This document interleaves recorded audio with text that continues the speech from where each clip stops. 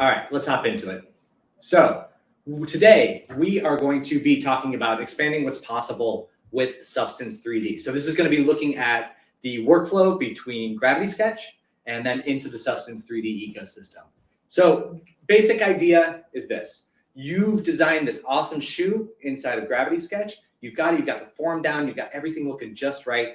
Now it's time to take it to that next level. And in Substance 3D, you can change it, you can add the materials, you can add the renders, you can add all these things to really take your emphasis to the next level. By the way, I'm really proud of that PowerPoint transition there. That was a flash one. Very good about that. Only time I'll do it, I'll promise. So we're going to be talking about, we're going to be focusing on shoe design for today's demonstration. And I'm going to be kind of taking you through the process of taking it from Gravity Sketch. I'm going to introduce Substance 3D Painter, and then we're going to and kind of finish it off. And I'm going to talk to you about like the real benefits of this workflow. So to kick things off, again, yes, I'm Michael. I am the head of the technical artist. Sorry to interrupt. Could you hide that bar at the bottom so we can see beautiful slides? Oh, you can literally see that. Oh, wow. Okay, cool. Yeah, no problem. All right, yeah. So I'm Michael. I'm the head of the technical artist team here at the Substance 3D team at Adobe. So that means I just do this a lot. I love the product. So I go around, I get to play with it and tell people why it's awesome, how it can save them time, save them money. For artists, I get to talk to them about how it makes their lives easier. They can make cooler stuff faster, and they can do it in a way that they can get home to see their kids and have dinner with your family and everything like that. So I came from a long line of working in 3D. I spent 13 years as an artist on animated films. Here are 6 of the selections of films that I've worked on over that time period. I also co-founded a school, an online school called the Academy of Animated Art, teaching students how to light and render things to work on animated films. So you can check that out. Here's a student sampling of some student work. I also co-wrote a book called Lighting for Animation with my co-author, Jasmine Katatakarn. This is somebody else recorded this on YouTube, just like a flip through of the book. And it's perfect. So I use it in my own presentation. So if that person's out there, thank you very much. I continue my writing. I write a newsletter now called The 3D Artist. So you can check that out. I've got YouTube tutorials, lots of other stuff. I also recently moved from New York to California. I now live in the Bay Area. It's awesome. It's great. I grew up in the Midwest. It turns out having water and mountains around you is great. Here's me with a bunch of Adobe people on an offsite in LA. We went surfing, and just to show that everything's not rosy in my world, when I was there, I got stung by a stingray. So just bringing us back down to earth. Just bringing us back down a little bit. So that's not what we're here to talk about. We're going to talk about making this shoe today. So let's get into it a little bit. So I want to hop out of this PowerPoint, and I want to introduce you to the application. That's Substance 3D Painter. So here we are in Substance 3D Painter. I've got my shoe. To get to this point, what you need to do, we'll go back into Gravity Sketch here. See our own faces here for just a second. All right, so we've got Gravity Sketch. Here was the shoe design by an amazing artist colleague of mine named Nicholas Sharma. He went ahead and put together this shoe. What we did was he went ahead and put it together in certain patches. So you can see he applied different colors to different areas that he wanted to link together, like the side of it and the top here. And then I exported it as an FBX. Here it is as an FBX. And then I was able to take that FBX straight into Substance Painter by going to File, New, and then you can bring it in. The one thing, there's a last super technical thing I'm going to say, but the one thing you're going to want to do is just check this auto unwrap box. Because what that's going to do is it's going to auto-generate UVs for you, which is so important in the texturing process. You can do it manually. You can do it in Blender or Maya or something like that. But for me, and in this workflow, I just auto-unwrapped it, got it going, and it works extraordinarily well. It just takes a second to process, and then you can get going. So inside of Substance Painter, just a little lay of the land before we kick things into it. The left-hand side, this is like our material panel. We've got brushes we can choose from. We've got all the different, if you've got logos, those will be over here as well. In the middle, we've got our main workspace. And then on the right-hand side is where we have our layer stack. So to get things into our scene here, like we'll just focus in on this top sock part here. If I want to just add like a fabric in here, all I would have to do is just drag and drop it on there. It immediately applies it to the material. I can take this and tell it, actually, I want you to change it to being the same physical size. So the material has physical size components, the model has physical size components, and they can lock in. So I know that this material is of that size. And now down here in the bottom right, we've got our parameters, and I can go ahead and adjust this up. I can change the color of this. You can go down here. Each one of our materials has customized parameters to them. So like you can change the hue variation, the chroma variation. If I wanted to make this like a metallic material, I could turn down the roughness, and now it's much shinier, and you can do that. Now in our layer stack, we can actually layer things together. So let's say like I wanted to get weird with this, and I actually didn't want this I wanted just to have like this component of the fabric underneath it, but I actually wanted to cover it with like a shinier car paint. You can do that, and you can see that the way that this is constructed in the layer stack, it actually builds them together. And it does it in a way that you would expect if you're using Photoshop or Illustrator or anything like that. So I can turn down the opacity of the color, and it works great. But the cool thing is about 3D is that it's not just about color, right? We've got different components that lead to the final image, things like base color. You can change the metallicness if you want to make things shiny, or roughness, same thing. And then the height component. So in the height, it's got its own layer stack. So I can go in that terry cloth, if I want to take that down, oh, it's actually the normals. And if I want to take that down a little bit, you can. So you can blend in different components other than just color. Now, as the name Substance Painter would imply, I can paint directly on this object. So I can go ahead, paint right on here. Awesome. I can change all of those individual parameters. I can say I want to make it beautiful blue. Paint that on here. I can go and I can say I can make it metallic with no roughness. Now I've got a metallic paint. I can also paint height. I can bump it up from the surface a little bit. I can push it back down into the surface a little bit. And I can tell some of you out there are already starting to see the potential of that. And we're going to get to more of that later. But the idea is basically like with those additional materials and height, you can really add micro detail to your model. So you don't feel like you have to build every small component inside of Gravity Sketch when you're building your model. A great example of this is because not only can you add it through painting on the object, I can also go through, and now we can draw curves on it too. So if I just want to like wrap a curve around here, you can see that I've got like this white, it comes in as just like a white brush in there. But look, it's totally changeable after the fact. So I can take down the size, I can change the color, I can add height to it. And now you can see how you can easily start to like sculpt elements into the model as well. Now you're probably thinking like, what if I don't want to use just a color? Like, what if I want to do something else? This is a shoe after all. How do I get some better stuff in there? Well, this one's super rad. So imagine you probably want like, what if that was stitching? Well, we've got top stitching in here too. So you can swap that out and now make that stitches. And we can go into these same parameter controls. I can make the stitching smaller. I can go down here into these settings and say, you know what? I want to change the color of my stitches. I want to make them bright red. I want to change the stitch themselves. I've got a straight stitch. I could also do a zigzag stitch or a shell tuck stitch. But those are just classic ones. I can drop down and go into some decorative ones, like a bridge stitch. If you ever wanted a feather stitch, you can do that too. And again, this is all changeable. So I can adjust it, go in, tweak the Bezier curves on it if I want to. Amazing.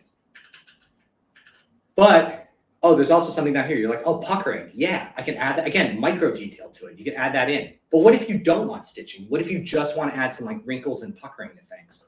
Easy peasy. You can just swap it out. We've got a puckering tool. And now it just maps it out that way too.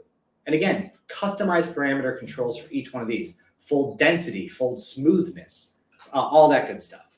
And so now, and basically these components that I've talked about, like simply layering things together, is the basis of this software. So again, like, we'll do, we'll focus on this little stripe element here. So let's say I wanted to create something a little bit different on here. Let's say I wanted to create a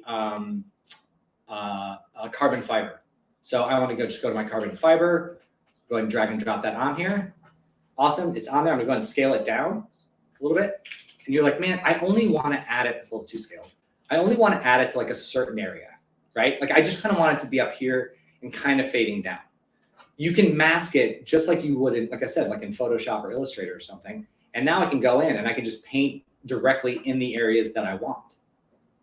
Well, let's say you wanted to adjust that in a different way. Let's say you wanted to make it a pattern. So I can add a fill layer, and then I can bring in an image, like if you had an image from Illustrator or Photoshop or something, and you wanted to use that to drive the pattern. Let's just say you wanted it to look like this. Let's get it down to. You can now make the pattern inside of that. Well, what if you wanted to make it a gradient? You can also do that as well. We can use our position, because inside of Painter, you can actually use the geometry. Like it can actually read the 3D space as well. And like you said, now you can see it's only like top to bottom. You can scale this up or scale this down. I can also rotate this. So if I wanted it to be back to front, I can say, take down the top to bottom, make it left to right. And now I can just blend that in how I want and position it where I want it. Now for the other side of it, I'm like, cool, this is great. But you know what, man, there just isn't anything in here that I want to get weird with the front of this. And there's just nothing in here that allows me to do that. What you can do is you can also access our asset library. And I'll talk more about the asset library. So the asset library's got, oh, these are new. Look at these animals. Materials, models, light rigs, things like that. And I can go in here and I'm like, oh, there's animals. Let's be animal inspired. Let's look for a dragon thing. All right, cool. So I've got these dragon scales. I can take these, then just click send to, and send to Substance Painter. They'll immediately, where they go? They'll immediately pop up in the side here, and then I can just drag and drop them onto my scene. And you've got the dragon tiles in here too. So again, you don't have to, and we'll talk a little bit more about this here in a second, but you don't have to create everything from scratch. With your subscription, it comes with those downloads. So you get like a bunch of downloads every month, and you can adjust. So I'm just taking down the height there. I can go in and add a black mask for this one, copy this guy up here, and then I can just invert it. And now it's on the other side, and I can adjust that balance too if I want, right? Or you can layer them together, and it's like this carbon fiber, skin thing. That's awesome. So you can see how you can very easily, quickly manipulate these things by painting on it, by adjusting the by adjusting some certain components, and you can really build things up. Like on this side, you can see this in the final design. I'll just show you my final design here. You can see that I started with, I'll just go through step by step here. So I've started with this component. I added a fabric from our fabric collection. That's our diagonal mesh. I added a honeycomb weave on the back end, so it's a little bit less transparent. Added some color on it. And then I sculpted in these stripes using curves. So, I went in here and I actually tied them together so that, you can instance things together. So I just drew these curves on here, and that's how I got these lines to go down. On top of that, I added more stripes to the other side.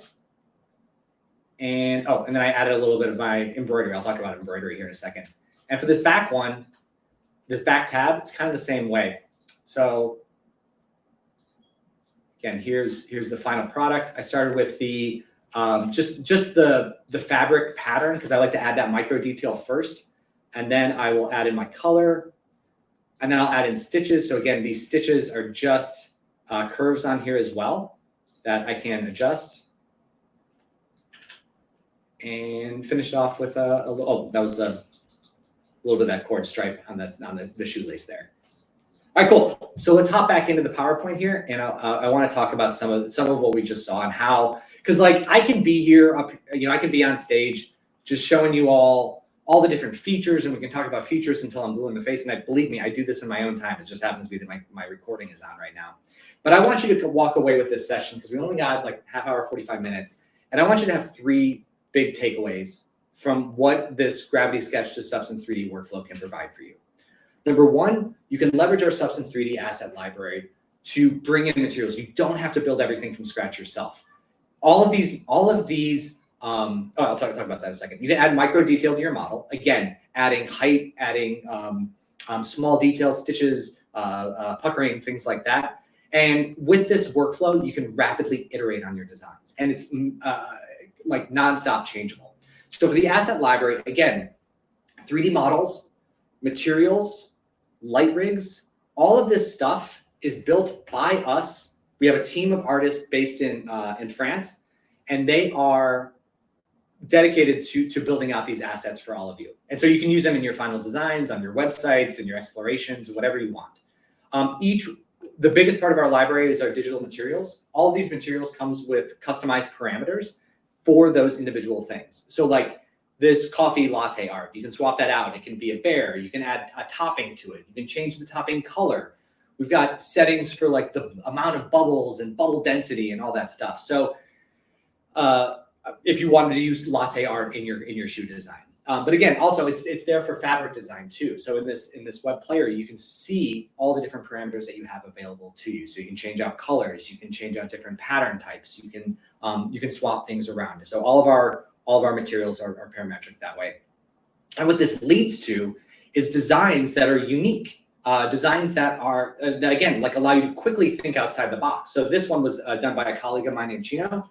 So Chino put this together, and it was, this was originally designed by Hussein, and then Chino updated it. Sorry, I should say it that way.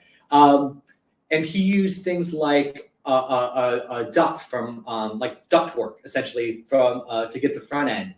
Terrazzo flagstone tiles gave the pattern to the middle bit. I'm pointing at my screen like you can see it, by the way. And then polyester stripe double knit on the top. We got microfiber brushes on the side, and then a rusty material, if you look down to the bottom left, a rusty hammered on iron material to get that color variation on the front. So you can use components from our asset library in your final designs too. Yeah, just some beauty shots of this guy. All right, for adding detail, again, you can quickly swap out different fabric types. So you can try out new things. You can try out different variations of things. You can go in and, like I said, I can sculpt certain areas on top of that. So I love using our curve brush to do that. You can use it to manipulate points, that kind of thing. And again, like kind of what I was talking about before, you can go in, you can add stitching, you can add puckering, just to like really get that next level detail on your stuff. So, and you can do it fast. It's changeable. So if you get a note from your supervisor or client or something that's like, actually those stitches are double stitch instead of single stitch, you can just flip a switch and it's good to go. I can show you the sole of the shoe. You can do the same thing and swap out sole designs very easily. You can do your own patterns if you've got a bunch of stuff baked in, or if you want to draw your own on there, you can just draw a curve and go that way with it. And so it's really like the creativity process is totally open to you as you're working through this. If you see something in the real world and you want to bring that into your design, we have a system for that too. One of our other pieces of software is called Substance Sampler. You can bring in scans or like iPhone photos or something, and you can digitize those materials.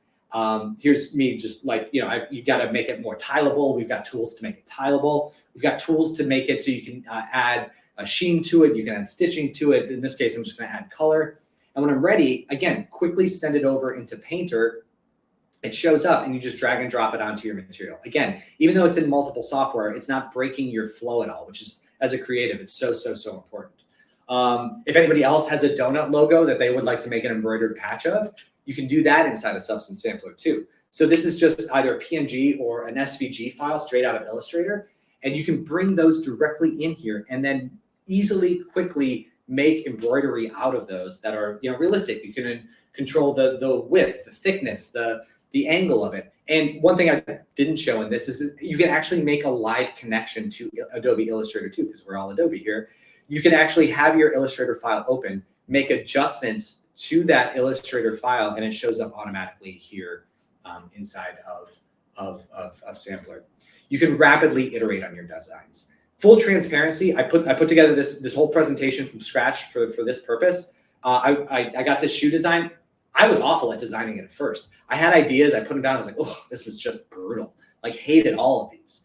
But what this software allowed me to do was allowed me to like take a break from that, go out in the real world. I was sitting in traffic, I just got a new car, and I saw these stripes on the side, on the vent. And I was like, that's pretty cool. That shows like speed and zippiness. Like, I kind of like that. I might put that in there.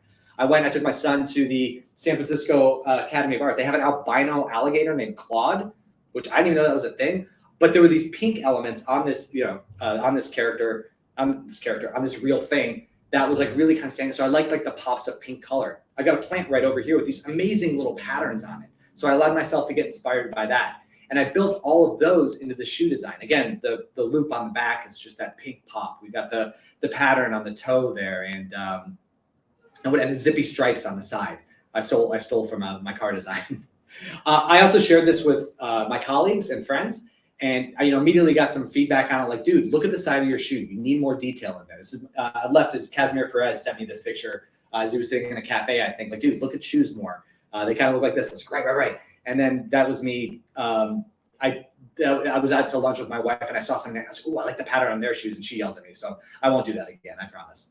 But again, you can bring these in. You can instance them together, so you can change one thing and it filters down the list. You can really update and really quickly iterate on your designs. Oh, the other thing that's awesome about Substance is that we build this interruptibility where you can send things between apps. So once you have your design done, you can send it into our staging app. This is called Substance Stager. So in all the renders that I made for this, the turntables and everything were all done inside of Substance Stager. Normally, when you're moving between applications, you got to export stuff, you got to import stuff, you got to piece things together. It's always kind of janky. We work really hard to just send things fluidly from one source to another. You can also now, this is in public beta, you can also send your design straight out of Substance Painter into After Effects. So now you can just go File, Send to, loads it straight into the beta version of After Effects. Again, you can get it through our Creative Cloud Library app. Load it in here. And now you can actually do some motion graphic work with this 3D element, right? You can rotate it, spin it, animate it, do whatever you need to do and add it in with your logo and all your branding stuff. So very cool stuff. Also, again, Adobe product, but we've been around for like 20 years. We work really well with other 3D applications as well. So if you're working in Unreal and you want to, bring the materials that you created, you can do that. Like we have a Substance plugin into Unreal that allows you to bring the materials that you created from one source to another. So regardless if you're staying in the Adobe system or like you're modeling in Gravity Sketch, you're bringing into Substance and then rendering it in Cinema 4D or whatever, we have plugins. And again, in Cinema 4D, we have a native plugin in there to read in our file type as well. So any workflow that you can possibly conceive of, you can piece that together in what we do.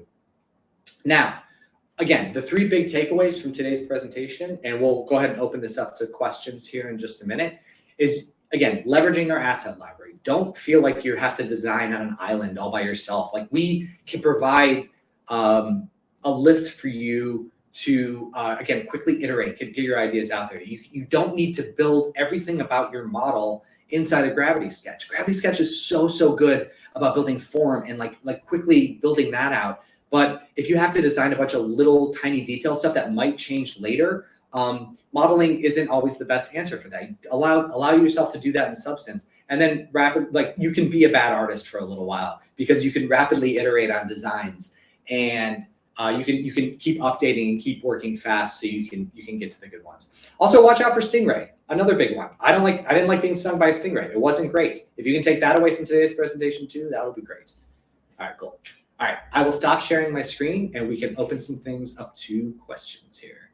Danielle, anything coming in from the chat window there? Yeah, loads coming in. All right. Sorry to hear about the stingray. Yeah, I didn't know it. Like in California, it happens enough that they had a specialized bag for it. Oh. And but yeah, no, I just where did it still? What's that? In what part of your body? Can we know? Oh, my foot, because they're bottom feeders, and so I just thought I stepped on a rock, and so I was like getting ready. I just finished up a run, and I was going to go out. By the way, I'm not a good surfer, so that was way cooler than it actually looked like. But yeah. So that's Venice Beach, man. Out of all the things I thought could happen in California, I was worried about earthquakes all the time. Stingrays never crossed my mind. You also got a good comment around your begonia, how healthy it is. Oh yeah, oh my gosh, I almost killed that thing. My wife brought it back to life. It's I overwater. All right, so let's jump into questions. Mm-hmm. Is there a procedure in any of Substance to easily add thickness and fillets to eggshells surfaces? That would be a relief in the design process from Gravity Sketch to greatly improve presentation. Yeah, let me ask if sorry, I have follow-up questions for that. Like, so like fillets to, like basically, yes, you can do anything like that, but I just want to make sure that I understand the question of like what So type of Andre, fillets. if you want to like refine your question. Yeah, just like an example of like maybe like how you would like that to look in the end, because bevel between hard surfaces. Yeah, so there's a great tutorial that's on YouTube right now on the Substance 3D page that was done by a woman named Emily Bissett, and she did a filleted edge on a men's like loafer, like a nice Oxford shoe, and she's got these filleted edges along the side by using that path tool, and it was able to carve out, and she was able to get some shapes. I would check out the Substance 3D YouTube channel, and you'll find a great tutorial, not only on that you can do that, but how to do it specifically. Yeah, he just posted bevel between hard surfaces. Yeah. Great. Yeah. So that will allow you to do that. And so, I mean, you can't like soften geometry. You can't like soften it entirely, but you can like create some like subtle variation in things. Cause it's affecting the height map information. So basically it's taking whatever the surface is and it's just like pulling it straight up. So if you like create like a gradient on top of it, it'll kind of soften that a little bit. Yeah, you can break the edge. Usually though, if you're trying to like beveling is better done in the software, in the modeling software, and then you could do like some subtle stuff in 3D. Okay. Yeah, but not like How many triangles will this handle? a lot. I mean, I don't have a hard number on it, but yeah, like the Substance Painter can like handle huge, like big scenes. However, I would recommend when you're working in Painter to do it asset by asset. So the way that generally it's been done for like big projects is, you know, like if that shoe was part of a character or something, usually you would bring in the character themselves, you'd paint the skin, all that stuff, and then you bring in each garment individually, and then just do that stuff, and then you would assemble them in whatever your other software is. If you're rendering in, you know, Cinema 4D or Unreal or somewhere else, then you would kind of assemble all that stuff over there.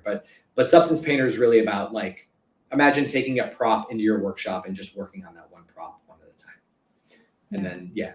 Oh, and then, Substance Stager can handle a high level, the rendering application.